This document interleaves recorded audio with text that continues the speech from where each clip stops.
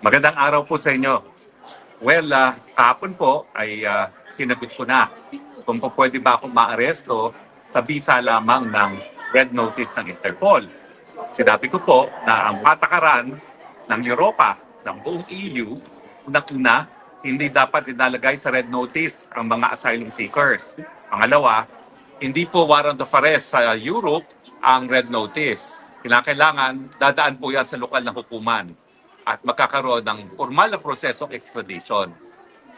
Ngayon, ang sabi po ng Secretary of Interior and Local Government, siya daw ang, quote, magsusupervise ng aking arrest, end quote.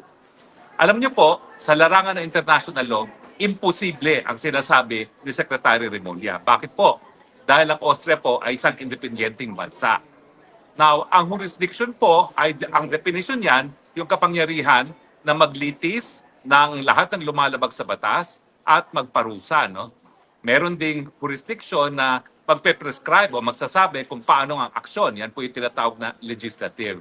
So, dalawa po yan. No? Legislative at saka judicial. Now, ang jurisdiction po ay kabahagi ng pagiging soberenya.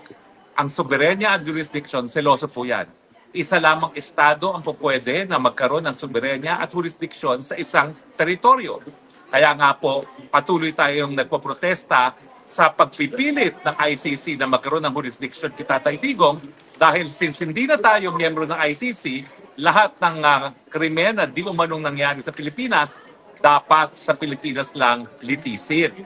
Yan po ibig sabihin ng exclusive sovereignty, exclusive jurisdiction. Ganyan din po ang patakaran pagdating sa pagpapatupad ng batas. Unang-una, ang Secretary of Interior and Local Government, maski po sa Pilipinas, wala po yung kapangyarihang mag-aresto.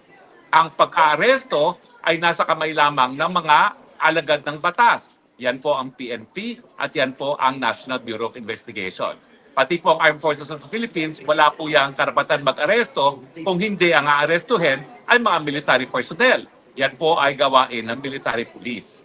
So kung sa Pilipinas, walang kapangyarihan ang isang Secretary of Interior and Local Government na mag-aresto, paano pa kaya sa ibang bansa?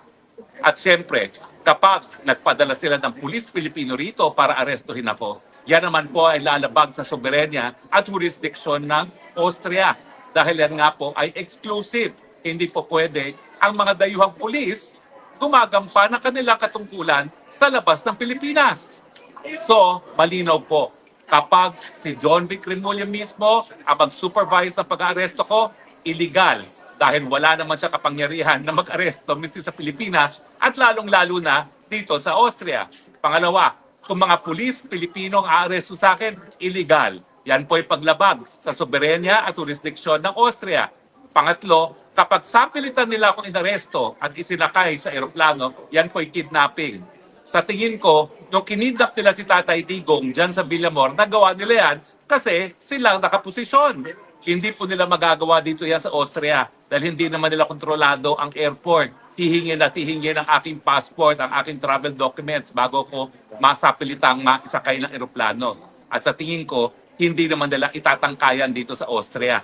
Dahil napakakapal naman nila kung sa tingin nila na yung ginawa nila kay Tatay Digong sa Villamor, kaya nilang gawin dito sa Europe. So sa tingin ko, imposible. Pero pag sila po ay nagtangka, asahan niyo po, alam ko ang aking karapatan. Kidnapping po yan. At kapag sila ay nagtangka na arestuhin ako sa pamamagitan ng mandamiento de aresto na inisyu ng isang korte ng Pilipinas, gamitin mga Pilipinong pulis o si John Vic Remulla mismo, yan po ay labag sa batas Austria, yan po ay kidnapping. So ang aking libreng legal advice kay Secretary Remulla, kung ayaw mong ikaw ang mapahuli ko, huwag mo kong arestuhin dito sa Austria. Ganun pa man, inaantay kita rito sa Austria, magkita tayo. Maraming salamat po sa inyong patuloy na pagtangkilik. Ang inyong spokes ng bayan, Harry Roque, reporting live from Austria, saying, I love you, Philippines. You're the only country that I have. You're the only country that I will love despite mga bangag. God bless the Philippines.